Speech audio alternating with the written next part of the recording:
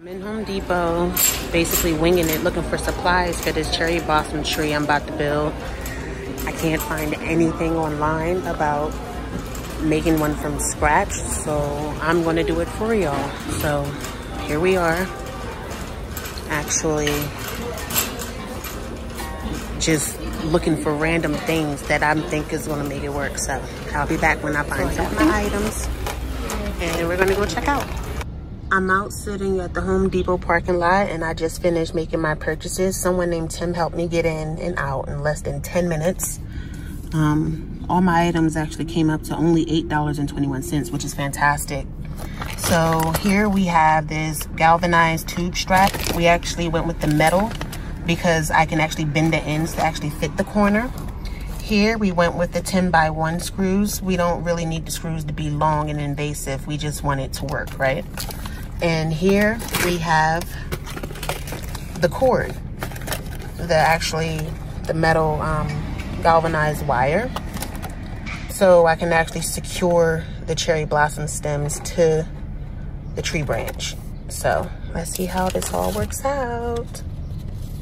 So today I will be starting my cherry blossom tree, and I'm just gonna go over the actual materials that I have and why. So here we have the cherry blossom stems. I'll actually post a link to where I got them from below.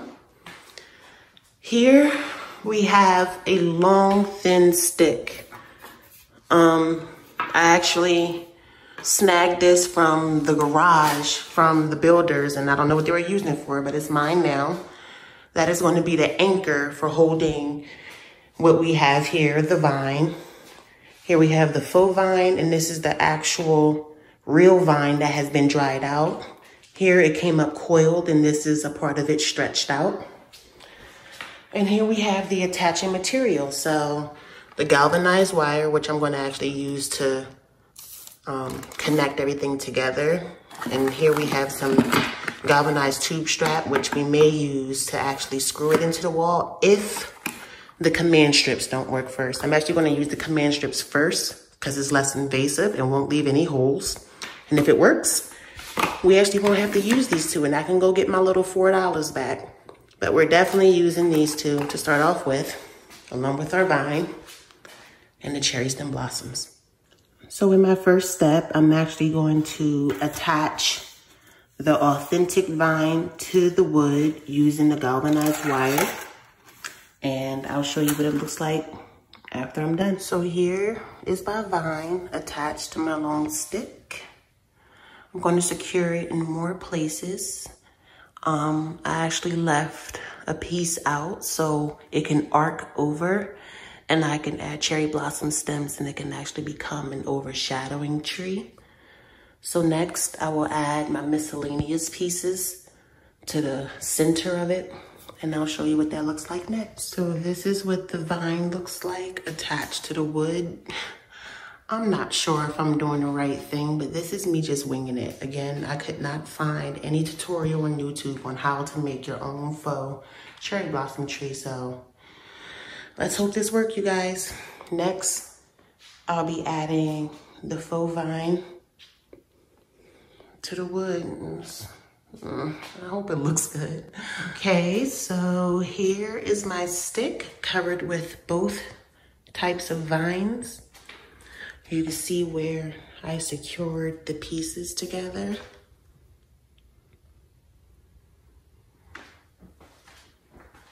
So next I will be adding the actual cherry blossom stems.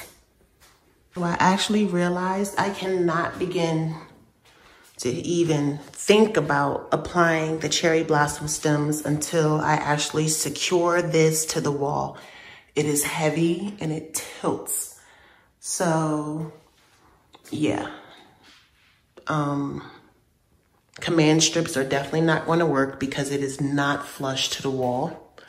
So I definitely have to figure out something else. And I actually have a fantastic idea. I will actually be using items that I found in this household hanging accessories kit. I'll be using these eye hooks along with my galvanized wire to actually secure it to the wall. So here, I attach the eye hooks to the wall. Then I have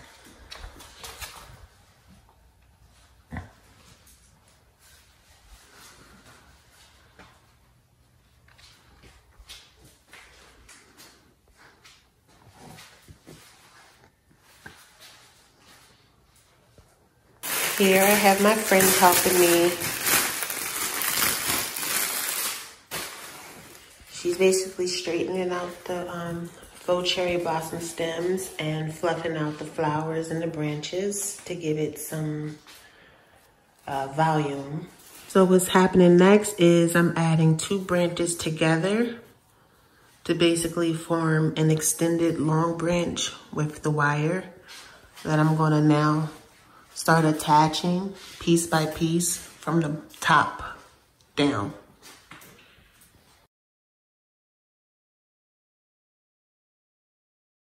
So here we are, some progress.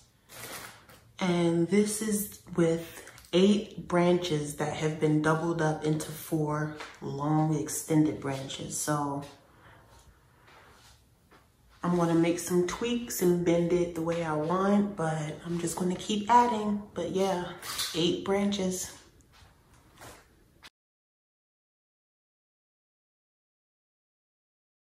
So I am actually in Lowe's right now looking for a flower pot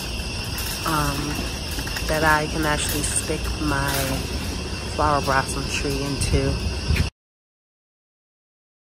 So comparing these 2 that I picked out, this one is the more practical because it actually goes all the way down versus this one, which would actually give it more height, and it's already tall, so I'm gonna have to go with this one.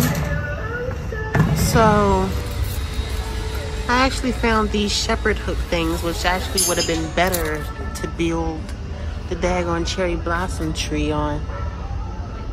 Yeah, sucks that I'm just finding this, but hey, this is a trial and error experiment, so. So this is what I'm envisioning. Tracy, 4131, please. Tracy, 4131. It would support the tree, definitely, once set in concrete. The Lowe's employee helped me figure out that these are the items that I need. And I'm just waiting to get my reinforced board cut into a very specific size. So there's some stability with the wheels, the flower pot, and the concrete. I'm actually not going to buy the flower pot due to the fact that having a circular pot actually causes too many issues. So I'm going to look for something more square. So I'm now at Home Depot and I think I found the one. Since we know the circular one was not going to work too well, I went with the square planner, and this actually goes with our color scheme and everything. So I think this is the one. So the wheels I bought for my square planter are actually too big, so I have to go back to Lowe's and swap these out for smaller versions. You see, if they were placed on the inside of the ridges, they would actually run into each other once I swivel them, so definitely need a smaller version of these. I want this to work out right, so back to the store.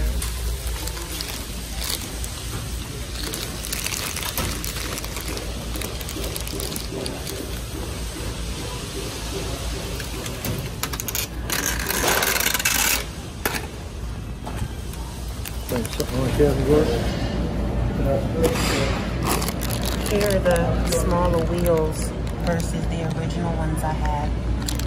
These should definitely work.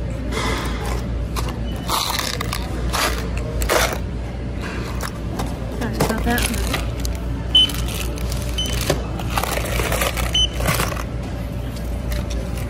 So here's the new sale of the new items that I bought that'll actually fit my flower pot.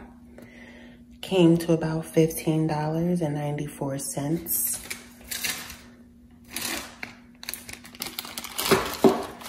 As you can see, this size wheel is definitely a go.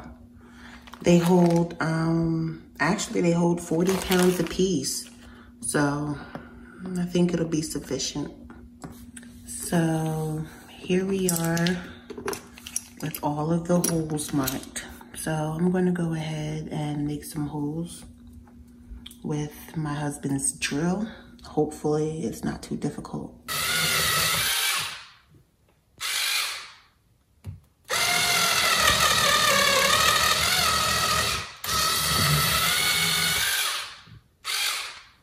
So I'm currently adding the wheels to the flower pot. Yeah, my drill died, so I have to actually do it manually. It's gonna take me a while, but as you can see, the screws are in on this side. I'm gonna flip it over and add the nuts to it.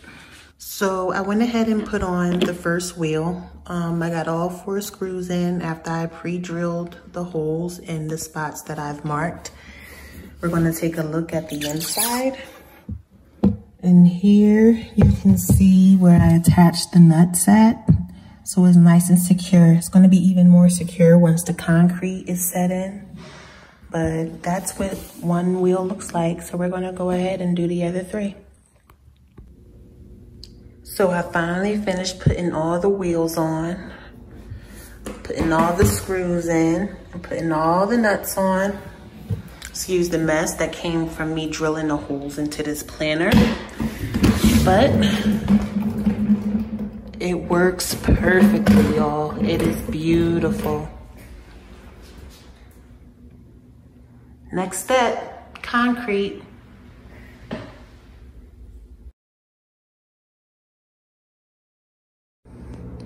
So you guys, this has actually been the most difficult part of actually getting this tree inside of this pot, is getting it leveled.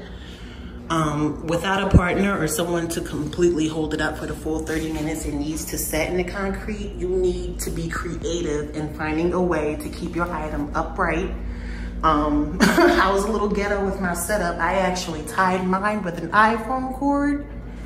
Look, whatever you need to do to get it to work. But we're about to get this going. I think we're good to go. So here comes the concrete. So the instruction says add 1/3 part water and 2/3 part concrete. Add the concrete right on top of the water.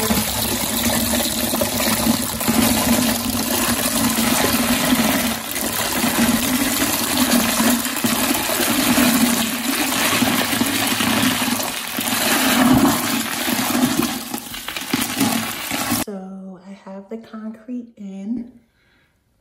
It's as good as it's gonna get, you guys. Yeah, so all we have to do is wait. Hopefully it comes out straight. Okay, you guys, I finally finished the tree. It is beautiful. It is literally like 9.5 feet, 9 feet tall. You can see where the concrete is set. It's nice and sturdy, standing on its own. It's not hooked up to the wall. You can see where I wrapped the galvanized wire around, but you know what? We're just gonna get more faux vine and hide all of those imperfections. But for now, the only addition we'll be making is adding the string lights. I have 30 meters total of string light, and it's gonna make this bad boy come alive. I'm gonna hide the power boxes inside of the foliage, so it's gonna look seamless. So let's see what it looks like with the string lights. So here you can view a few of my string lights that I've added. This is only one pack, 300 meters, 10 meters, 10 meters, not 300, 10 meters of string light. It doesn't look too bad. I'm gonna add the other 2 packs to the flowers and see how it turns out. So I added just a few more string lights to the tree. And it actually looks really beautiful. I want y'all to see what it looks like in the dark. Yeah, it's lit, literally. Wow. This turned out fantastic. Thanks for watching my video. I'll be doing more DIYs as I build my office. Thanks and subscribe.